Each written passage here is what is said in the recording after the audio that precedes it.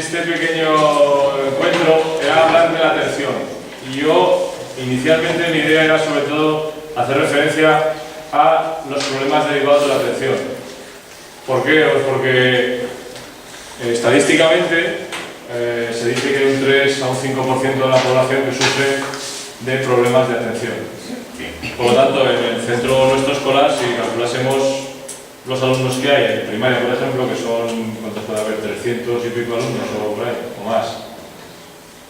Si calculamos el porcentaje, tendría que haber pues unos 9, ¿cuántos? 90, no, 90 datos, no.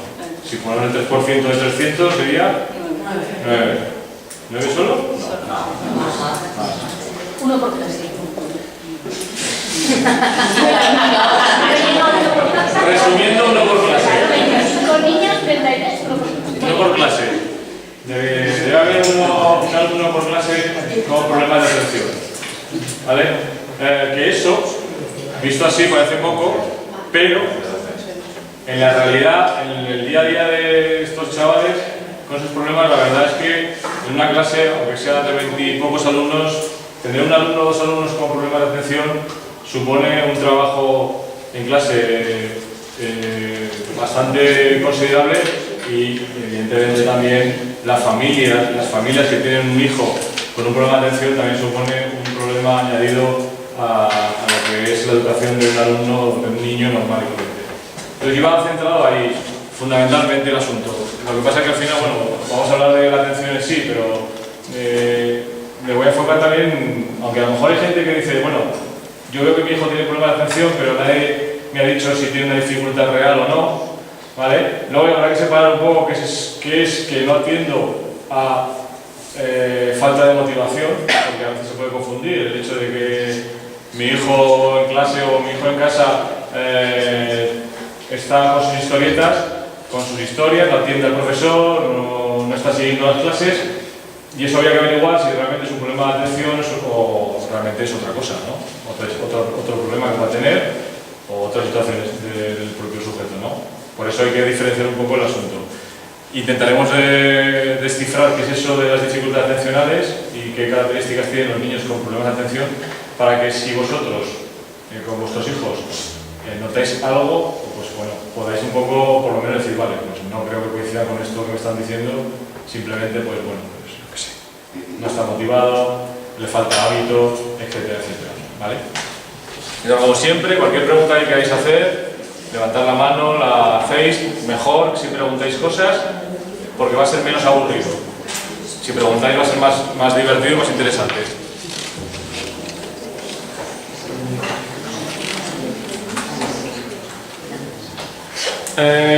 Bueno, son preguntas. ¿Cómo es tu atención cuando algo te gusta? ¿Cómo suele ser la atención cuando a uno le gusta algo? Mejor, ¿no? Es decir, que ahí en la atención hay un papel importante que es la motivación. La relación entre motivación y atención está bastante clara. Si algo me gusta, si algo me interesa, yo voy a prestar más atención que si no me interesa. Los críos que tienen dificultades atencionales también se les nota eso, pero aún así siguen teniendo esa dificultad y les cuesta, aunque les guste algo, les cuesta prestar atención. Por ejemplo, si tú tienes, yo no sé si aquí hay algún padre, madre que tiene un hijo que está diagnosticado por un trastorno de atención. Sí que lo hay. Sí. Vale.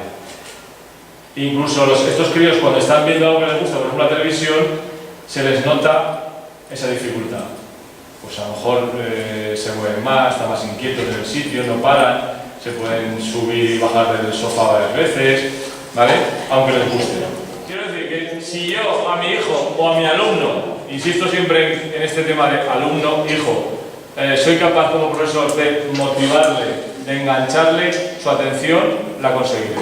Y si en casa, yo como padre, soy capaz de a mi hijo motivarle y engancharle, por ejemplo, en las tareas educativas, en hacer los deberes, en ese tipo de cuestiones que son los aspectos donde la gente más no puedo con mi hijo, le cuesta, cuando le digo hacer los deberes pone caras, protesta, hay que tirar de él. Si yo consigo engancharle y motivarlo, la atención, que es un elemento esencial en los aprendizajes, puedo conseguir que mejoren.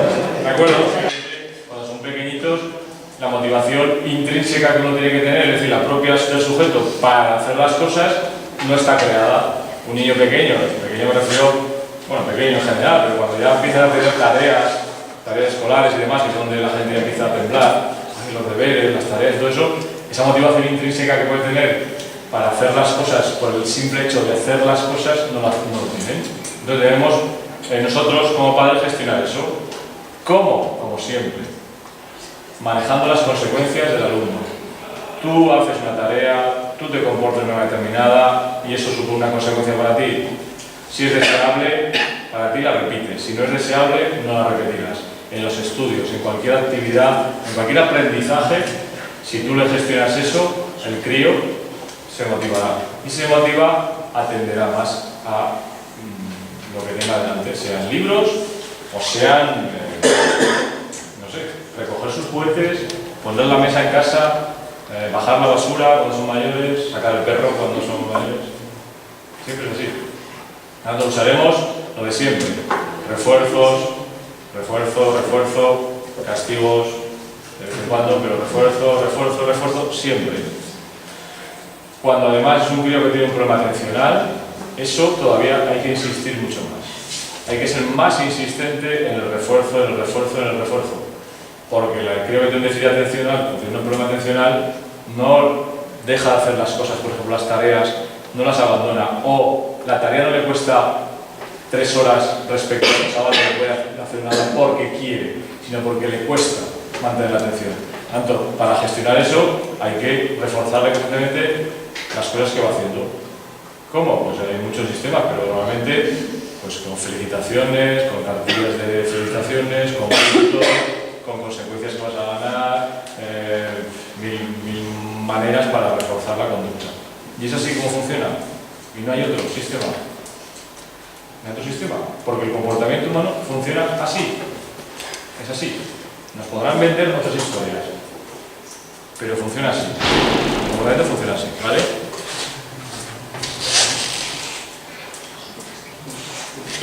Bueno, ¿cuánto crees que tiene que ver tu interés con tu capacidad de atención y concentración? ¿Cuánto tiene que ver? ¿Tu interés por las cosas cuánto tiene que ver con esa capacidad de atención y concentración? ¿Tiene que ver mucho, poco, nada? Lógicamente, ¿vale? Cuanto más interesado esté por las cosas, también voy a atender más, voy a mantener, y además me voy a concentrar más, ¿vale? La concentración es un elemento importante también, aparte de atender tienes que concentrarte, es un proceso un poco más complejo. Y lo último, dice, ¿recuerdas alguna vez que estuviste atento o atenta, concentrado en algo por mucho tiempo? ¿Os recordáis? ¿Os acordáis de eso? Cuando estudiabais. Vale, habéis estudiado, ¿no? Cuando tenéis que estudiar algo, tenéis que estar concentrado. ¿Qué hacíais? ¿Qué hacíais para conseguir eso? Tenéis un examen, tenéis 150 folios. ¿Qué hacíais?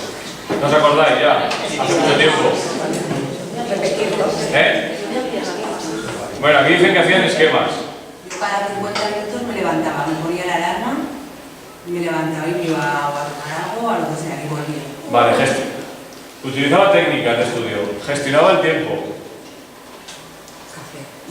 Tomaba estimulantes. Gestión del tiempo. Vale, ese tipo de cuestiones son las cosas que hay que hacer para, evidentemente, si hablamos de rendimiento, mejorar el rendimiento de nuestros alumnos y nuestros hijos, bueno, nuestros alumnos, porque se lo decimos que lo hagan. Y los padres, porque insisten, me imagino, en ese tipo de cuestiones. Pero sí que es cierto que eso al final favorece la atención. Si yo utilizo estrategias de ese tipo, de técnicas, subrayado, esquemas, no sé qué, tal y cual, eso me ayuda a atender y concentrarme en ¿qué? En lo importante, en lo que tengo que estudiar. Y si además soy capaz de organizar el tiempo que tengo para hacer eso, con periodos de descanso, porque ya veis cómo funciona la curva de la atención, con periodos de descanso, eso también al final favorece la atención. No podemos, como ser humano, mantener la atención un montón de tiempo. ¿Qué ocurre en la escuela? Sobre todo en secundaria, entran a las 8 de la mañana y salen a las 2 y cuarto. 6 horas, una detrás de otra de clase. ¿Tú te crees que los alumnos están atendiendo 6 horas? No. Ni 3. Sí, no. De tiempo real, de tiempo real. Nada, nada. Pero porque no es posible. No es posible. Es que no es posible. Sí, y eso que no son 6 horas de pizarra de profesor. Ahora ya eso ha desaparecido. Antiguamente ya el profesor soltaba el rollo, pipa, papá, y se iba. Ahora ya no hay eso. Ahora se trabaja otro tipo de técnicas. Y evidentemente el profesor explica, pero a lo mejor está un rato pequeño explicando. Y es donde tiene que atender el profesor. Y cuando habléis con vuestros hijos, los que estáis ya en niveles un poco ya, bueno, empezando pues el ciclo medio, el ciclo superior, los de bachillerato, y luego la secundaria, lo que tenéis que decir a vuestros hijos es que lo que tienen que hacer es atender cuando el profesor explique. ¿Cuándo más? Cuando manda los ejercicios. Cuando manda tareas. ¿Cuándo más? O sea, que bien, vamos bien, ¿no? Este es el grupo de familia, bueno, no de la escuela de la pues cuando, efectivamente, cuando explique, cuando dicte tareas, esto para hacerlo como mañana, y cuando el profesor dé pistas de lo que es importante. Porque los profesores cuando hablan dicen cosas, pues, oye, esto, acordaos que esto tal. Esto que estoy diciendo, tenedlo en cuenta que no sé qué. Ese tipo de mensajes para que el alumno diga, ah, si esto lo considera importante es que seguramente el examen lo pregunte. En eso tiene que hacer el alumno en clase, atender a ese tipo de cuestiones. Porque efectivamente no puede estar atendiendo 55 minutos de la clase secundaria permanentemente ahí así, atendiendo otra cosa que esté mirando el profesor, y alumnos que miran. Bueno, y esos alumnos que están así, los están viendo, están mirando, este tío estará perfectamente, no ves que no te entera de nada. ¿Vale? O hay gente que entiende la técnica ya adquirida porque se la han explicado. Y cuando el profesor te mira así con la cabeza. ¿Vale? Entonces, tú dices, mira, este tío por lo menos está así con la cabeza, te está siguiendo. Pues igual que sí, igual que tiene un tic y no te lo ha contado. Y me digo así, luego por la calle. Bueno. Mira, lo que os he dicho del aprendizaje, ¿qué factores intervienen en el aprendizaje? Bueno, hay 3 tipos de factores, los individuales, los intelectuales y los ambientales. Y los intelectuales, si os fijáis, hay 4 aspectos, pero hay uno que lo he resaltado que es la atención. Por lo tanto, sí que tiene una base muy importante. Y además la atención, como venía en el cartel, o en la carta que yo escribí, la atención no solamente... Bueno, claro, aquí hablamos de aprendizaje. Y cuando hablamos de aprendizaje, hablamos de cualquier tipo de aprendizaje. No nos centremos exclusivamente a cuestiones que tienen que ver con los estudios, con la escuela. Porque se refiere a cualquier aprendizaje. Por ejemplo, a nivel social. Yo tengo que aprender estrategias para relacionarme con los demás, necesito atención. De ahí que, insisto, lo comparo con el extremo, que son los alumnos con déficit de atención. ¿Qué les ocurre a muchos de ellos? Que tienen problemas de relaciones sociales. Tienen dificultad para contactar con los demás. Porque les cuesta atender. Y entonces, como no saben les cuesta atender, también pierden información que les transmite la otra persona, ya sea oral o ya sea gestual. A ver, cuando te relacionas con los demás, ¿qué haces? También los gestos te indican cosas, ¿no? Vale, si yo no presto atención porque me cuesta, a lo mejor un gesto no lo capto y a lo mejor yo estoy entendiendo una cosa que realmente la otra persona no me quiere transmitir con el gesto, ¿no? Entonces, eso también es importante. Entonces, ahí veis factores intelectuales, no vamos a explicarlos todos, vamos a centrarnos en los de arriba porque hay una cierta relación entre la concentración, la observación, la memoria, hay una relación muy estrecha con la atención. Todo está relacionado con la atención. Y vamos a explicarlo rápidamente. Bueno, la concentración, que es un elemento importante en los aprendizajes, dice que es la capacidad para mantener la atención en la actividad que se está haciendo, mantenerla a tiempo. Eso también se conoce como atención sostenida. También se conoce como atención sostenida. Es decir, yo tengo que hacer una tarea y tengo que mantener esa atención durante un tiempo necesario para hacer la tarea. Porque si en ese proceso de hacer la tarea mi cerebro se despista, pierde la atención, ¿qué me va a ocurrir? Que no la acabo, que me cuesta acabarla.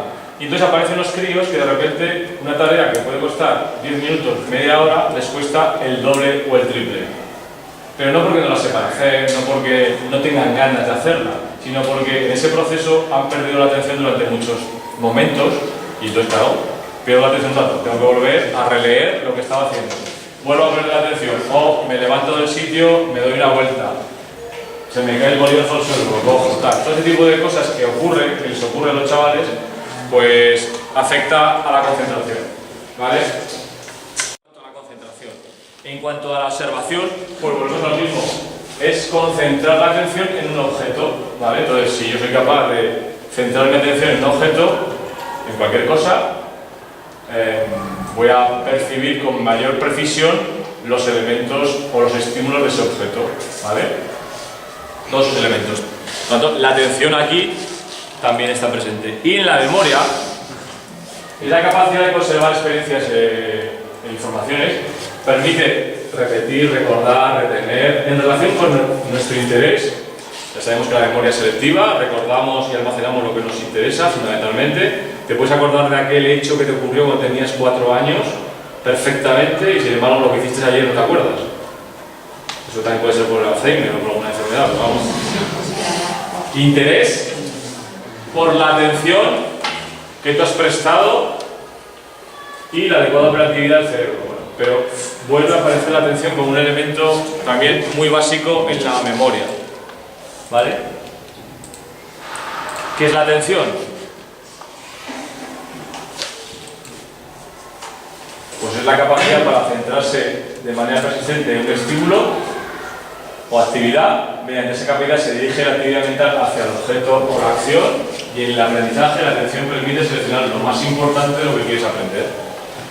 ¿Vale? Cuando estás estudiando o leyendo algo, tu atención va a ir centrada a aquello que realmente es lo relevante y lo importante. Si no lo consigues porque tienes un problema atencional, los críos que tienen estas dificultades les cuesta también, por ejemplo, comprender cosas, cometen muchos errores, fundamentalmente en la lectoescritura. Cuando empiezan a leer o a escribir, empiezan a cometer muchos errores porque se dejan letras, omiten letras o unen palabras, o fragmentan, es decir, las separan, y tienen muchas dificultades en ese tipo de cuestiones, fundamentalmente relacionadas por el problema de atención, no por otra cosa, no porque lo sepan, no hayan aprendido la mecánica de lectura adecuadamente, sino porque tienen un problema de atención. ¿Vale? ¿Qué podemos hacer para mejorar la capacidad de atención y concentración? Pues una de las cosas que se recomienda siempre es intentar que el sujeto, el niño o el adolescente encuentre la parte positiva de esa asignatura que vas a estudiar. Siempre se les dice, cuando estudies, intenta buscar elementos que te enganchen. Intenta incluso relacionarlo con cosas de la vida cotidiana. A lo mejor dice, pero hay cosas que no se pueden relacionar. A lo mejor hay cosas que no se pueden relacionar con la vida cotidiana. Pero hay muchos elementos que están estudiando ellos que sí se pueden relacionar con la vida cotidiana. Es decir, ¿para qué me puede servir esto que estoy estudiando? Pero muchas veces se quejan de eso. ¿Para qué quiero estudiar esto si no me sirve para nada? Pues bueno, habrá que enseñarles a que descubran que sí que hay cosas que se pueden relacionar con tu vida cotidiana, que te pueden ser de utilidad incluso, ¿no? Porque evidentemente el interés va a tirar de tu atención y de tu concentración y entonces te va a resultar más fácil estudiarlo. Aprovecha bien el tiempo en clase, fundamental.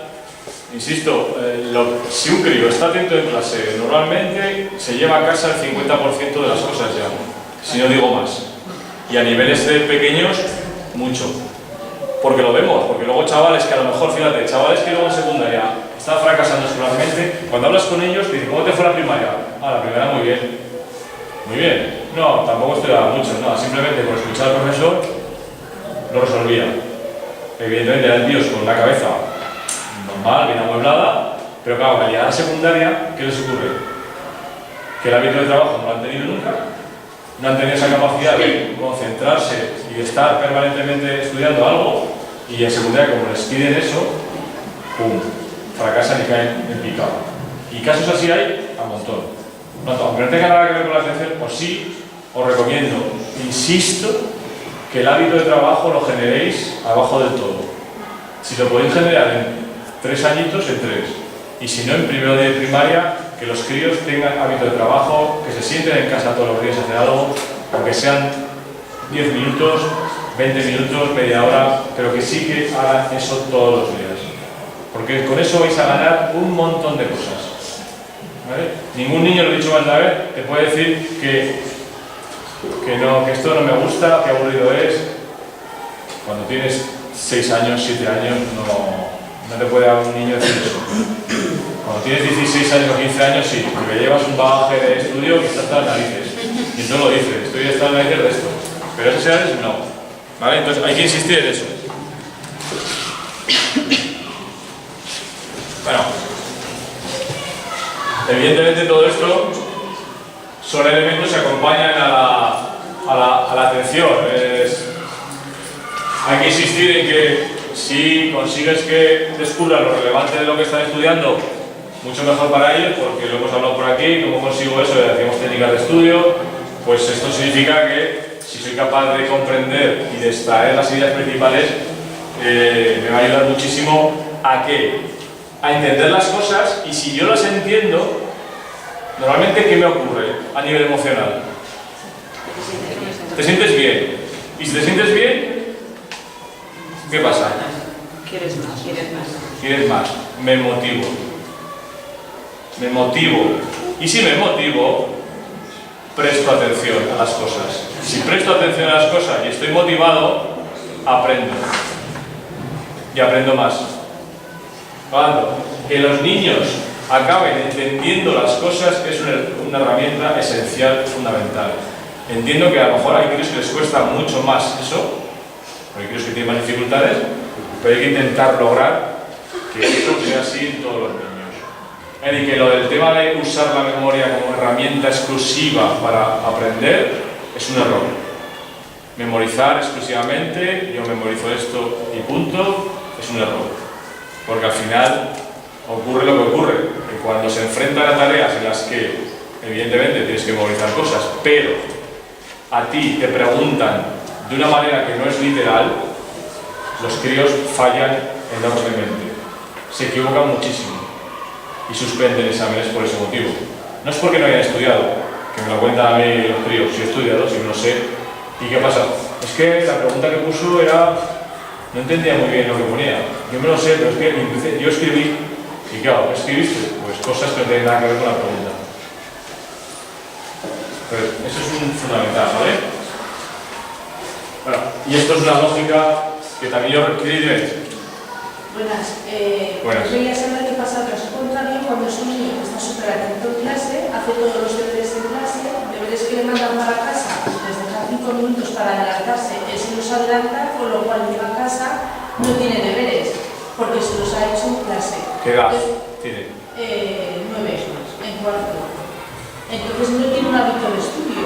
Yo le intento poner deberes, pero me dice que ya los ha hecho todos en clase, que ya ha hecho todo. Entonces es difícil ponerle deberes porque se piensa que es como un castigo. Entonces, pero no tiene el hábito de estudio. No tiene un hábito de estudio de estar 3 cuartos de hora, 1 hora o lo que sea necesario de estar estudiando todos los días.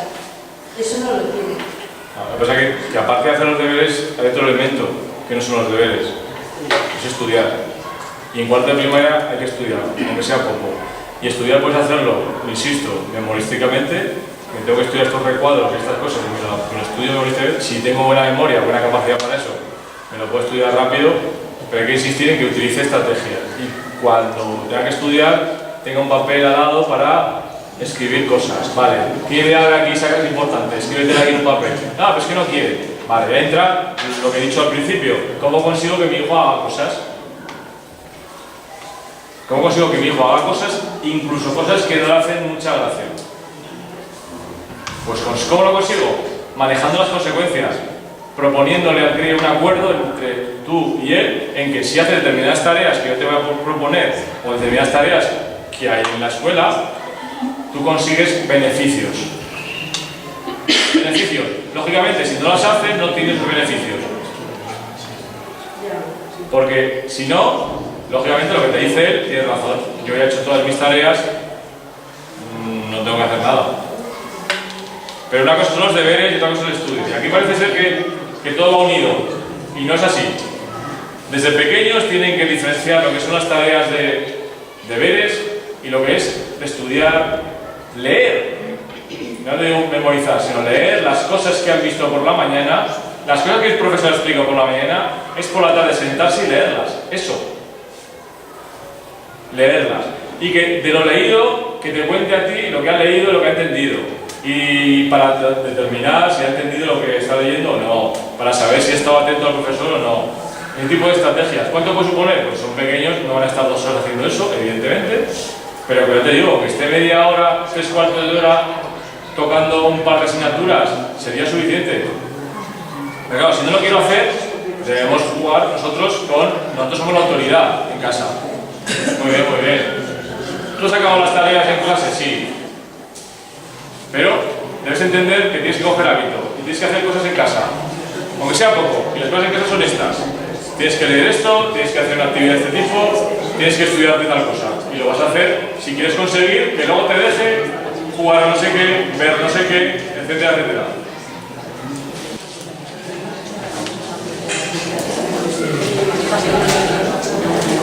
Eso es importante, lo de la curva de la atención. A ver, lo digo porque cuando proponemos a los alumnos que estén estudiando, la verdad es que hay que plantearles cómo lo tienen que hacer y explicarles que la atención es un aspecto biológico, por lo tanto tiene unos requisitos. Si os fijáis en la curva de arriba de la izquierda, ahí nos indica cómo funciona la atención en cuanto al tiempo y el rendimiento. Si os fijáis, inicialmente cuando yo me pongo a hacer una actividad, el nivel de atención aumenta mucho, es decir, está en un pico alto, pero a medida que pasa el tiempo, ¿qué ocurre con la atención? Que baja, ¿vale? Y baja mucho. ¿Esto qué significa? Que si yo mantengo la atención durante mucho tiempo, al final me va a ocurrir eso de ahí. Y al final voy a estar con poca atención para las tareas que tenga que hacer. ¿Vale? ¿Qué se hace para evitar eso? Esto otro. Descansos. Alguien lo ha dicho por ahí. Yo estudiaba 50 minutos y luego descansaba. Dependiendo de la edad, etcétera, etcétera, los tiempos de trabajo y descanso variarán. Para críos pequeños, hacer una tarea seguida, media hora como mucho. Como mucho. Y un descanso. Un descanso para conseguir volver a un nivel de atención óptimo. Y el descanso tampoco es media hora de descanso, como alguno piensa. El descanso son 5 minutos. Me levanto, salgo de la habitación, me voy a la nevera, cojo un zumo, me lo tomo, no sé, o hago otra cosa que me relaje un poquito si quiero y demás, ¿vale? Y luego vuelvo a insistirle a mi hijo que se vuelva a poner para volver a continuar con las tareas, ¿vale? Y esto es así, funciona así, la curva. Entonces quiero que tengamos claro eso, que me imagino que lo hacéis, pero bueno, cuando son más mayores, pues lógicamente el tiempo de estancia se aumenta, a lo mejor pueden estar 50 minutos haciendo algo y demás. En los críos que tienen déficit de atención, que tienen problemas atencionales, esto también varía un poco. Tienes que acortar incluso más el tiempo de ejecución de la tarea. Incluso en muchos casos, poco tiempo, es decir, a lo mejor 10 minutos de concentración, descansa. 10 minutos de concentración y descansa. Porque no pueden, porque si les dejas media hora, en esa media hora vamos a estar despistados 4 o 5 veces. ¿Vale? Entonces hay que ajustar eso. Pero en una persona que no tenga ningún déficit de atención, ningún problema, pues normal es eso. Cuando son pequeñines, a lo mejor media hora haciendo una tarea y descanso. Y otra media hora y descanso hasta que acaben las cosas. ¿Cómo se puede prevenir problemas de atención? ¿Cómo puedo intentar solucionar o evitar los problemas de atención? Aunque a veces no es del todo. Bueno, aquí os recomiendo cosillas como dormir horas por la noche, obvio. Los críos. ¿Y esto qué tiene que ver? Pues tiene que ver, ¿vale? Si el clima familiar es un clima de tensión, de broncas, de jaleos, de los gritos y demás, pues eso también no favorece que el crío esté relajado, porque tienes que estar relajado para atender bien, pero estás nervioso, no atiendes, entonces tienes que estar relajado y tranquilo. si el clima familiar no es el más adecuado, le puede perjudicar. Mejorar las pautas educativas, lo que estábamos hablando. Si yo consigo desde pequeño que mi hijo utilice estrategias de estudio, se organice el tiempo, se ordene sus cosas, sea responsable en eso, esas pautas me van a ayudar también en la atención. Me van a favorecer la atención seguro. Reducir el uso de videojuegos y de televisión, que hablábamos por aquí. Aunque eso yo lo usaría como herramienta para conseguir cosas de los hijos. Beneficio, videojuego, televisión, te permito jugar, te permito tal, para conseguir las cosas. Garantizar un tiempo al aire libre, de juego al aire libre, bueno, importante. Juegos que favorecen la atención, que hay. Cualquier juego de estos que es de mesa en donde tienen que prestar atención les puede venir bien, puede ayudar. Y otros tipos de actividades que favorecen la atención. Hay materiales, hay ejercicios que uno puede usar con su hijo si tiene dificultades para trabajar la atención, exclusivamente la atención. Hay muchos materiales en el mercado que uno puede usar para centrar la atención o para que mantenga la atención durante un tiempo. Darle fichas, cosas que se pueden hacer.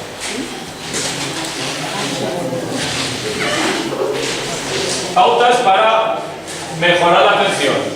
Primero, forma de dar órdenes.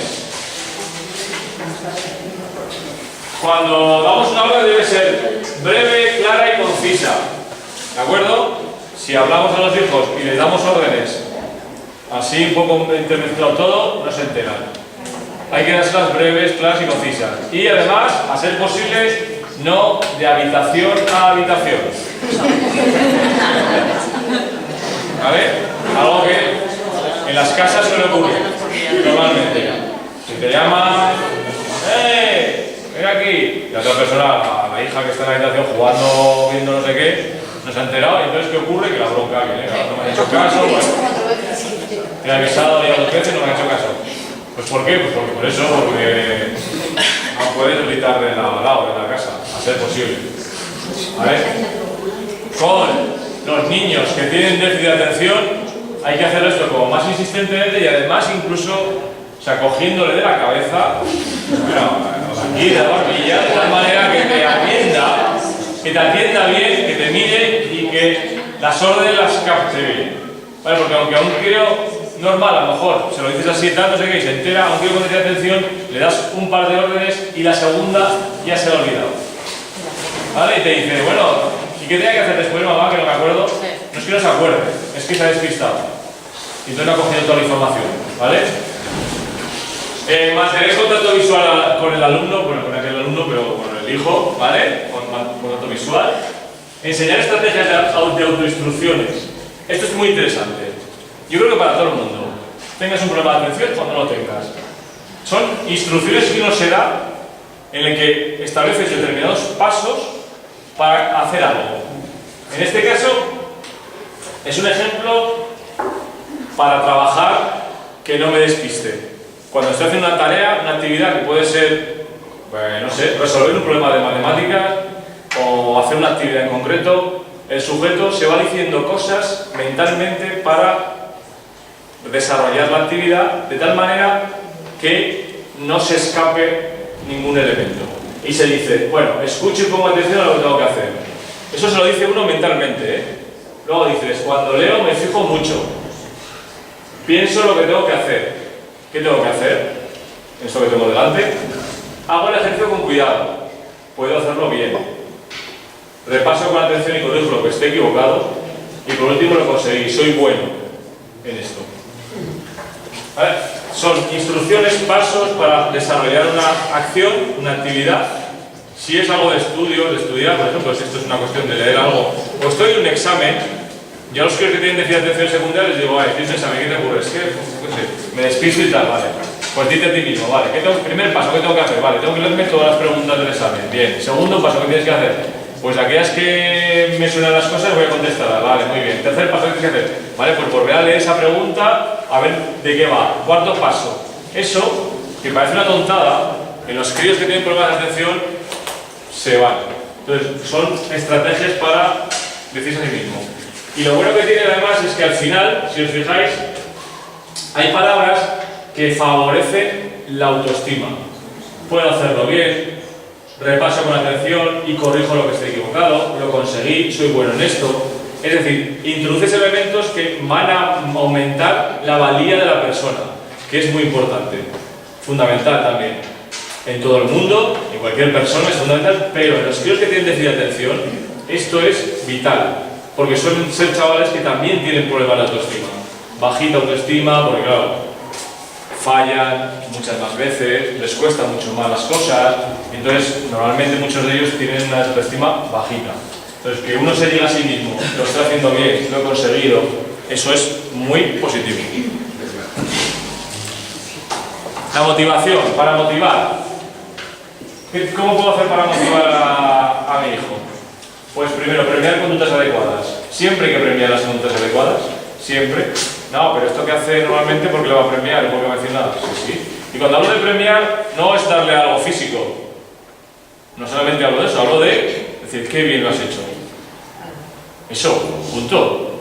Darle un beso, abrazarlo. Jugar con él.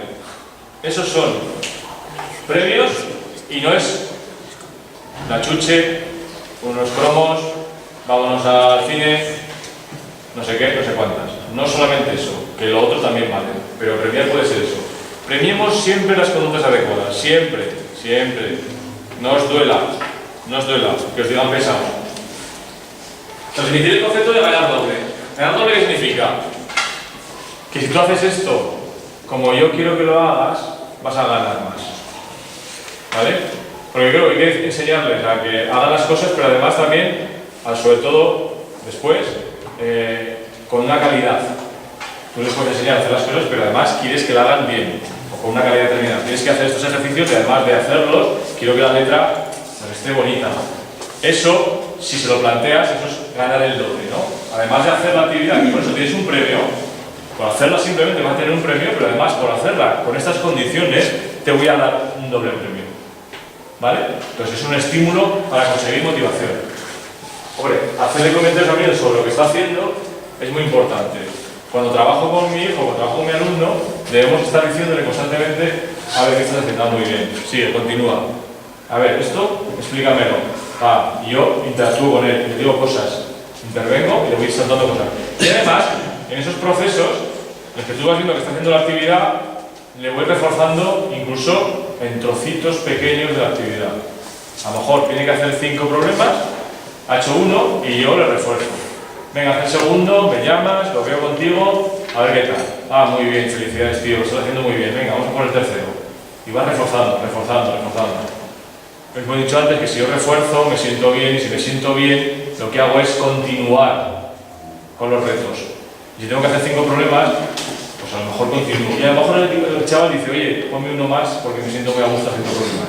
Y ya, me dio un loco, al psiquiatra rápidamente para que lo mirase, porque sería loco, pero voy a ver, ¿no? Bueno, aumentar los premios en lugar de los castigos, eso siempre.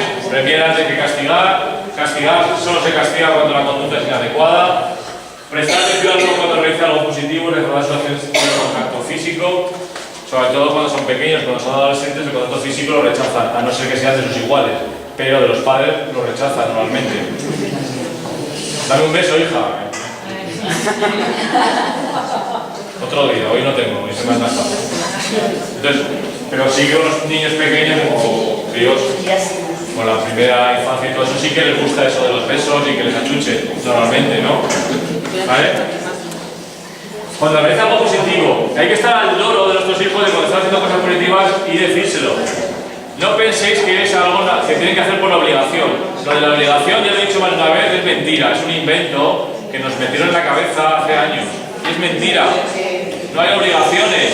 No las hay. Ni venir a trabajar es obligatorio. Yo estoy aquí porque soy voluntario.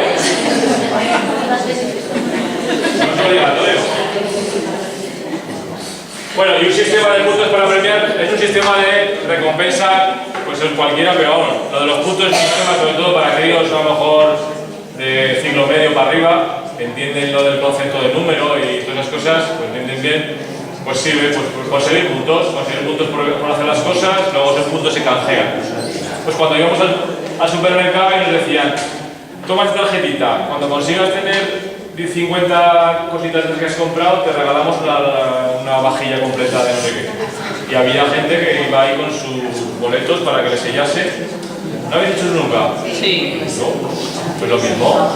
¿Qué hacía que tenía los boletos? Me quedan 3 solo, qué bien. No, Ana. Iba a la tienda, pues lo mismo, esto es lo mismo.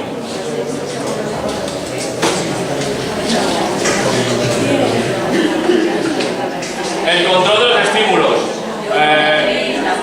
Cuando hablamos de atención, hay un elemento claro, lo que me rodea me puede descentrar, desconcentrar, ¿no? Entonces hay que intentar evitar, en la medida que lo sea posible, tanto en la escuela como en casa, que los estímulos estén presentes, sobre todo estímulos distractores.